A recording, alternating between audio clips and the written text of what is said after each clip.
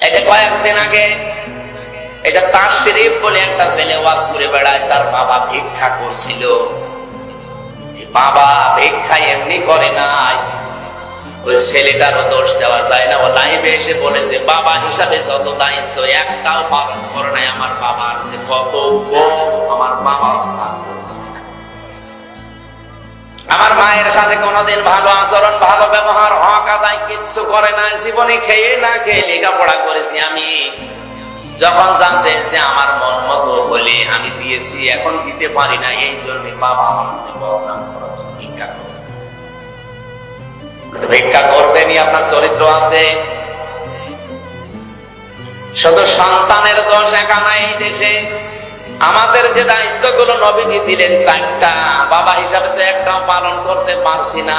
আন্দাজে শুধু জন্ম দিয়ে ছেড়ে দেই গরু ছাগলের মতো, তো বুঝবে কি করে যে আল্লাহর পরে স্থান কার?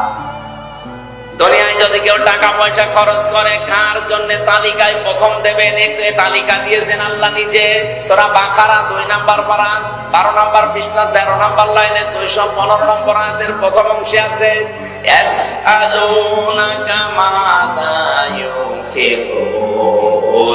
হে নবী, দুনিয়ার মানুষ যদি জিজ্ঞাসা করে যে খরচ করব কোথায়, আপনি বলেন কুল মান ফাকুতুম মিন খায়রিন ফালিল ওয়ালিদাইন। দুনিয়ায় ভালো কাজে খরচ করো, আর ভালো কাজ হচ্ছে মা বাবার জন্য খরচ করা। এটা তো আপনার সন্তান জানেই না যে খরচ করবে কি করে, এই জন্যই তো আপনাকে বোঝা মনে করে বৃদ্ধাশ্রমে ছেড়ে আসছে। জোরে বলেন নাউযুবিল্লাহ।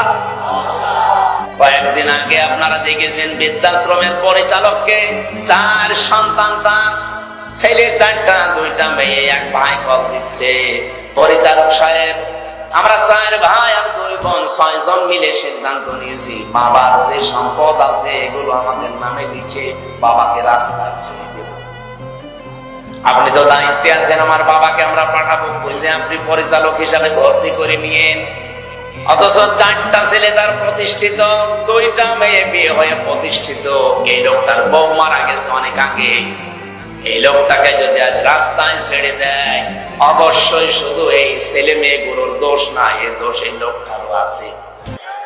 মা বাবার পরে যে আল্লাহর পরে যে মা বাবার স্থান, এই শিক্ষাটা যেখানে পাওয়া যায়, এই সত্য এই লোকটা এই 6টা ছেলে মেয়েকে একদিনও শিক্ষা দেয়নি। আপনি এখন ওই সন্তানের কাছে বাবা নেই, আপনি এখনো বোঝা হয়ে গেছেন। বোঝা বেকার টানতে যাবে কোন কারণে? কিন্তু ওর ভেতরে যদি হযরতে আলীর মতো, ওমরের মতো জ্ঞান থাকতো, হযরতে ইসমাইলের মতো জ্ঞান থাকতো যে না, আমার আল্লাহর পরে স্থান আমার এই বাবার, আমার ইমান, আমার মনে হয় তামাম দুনিয়া একদিকে হয়ে গেল, বাবার রাস্তায় ছেড়ে দেওয়ার কথা থাকতো না।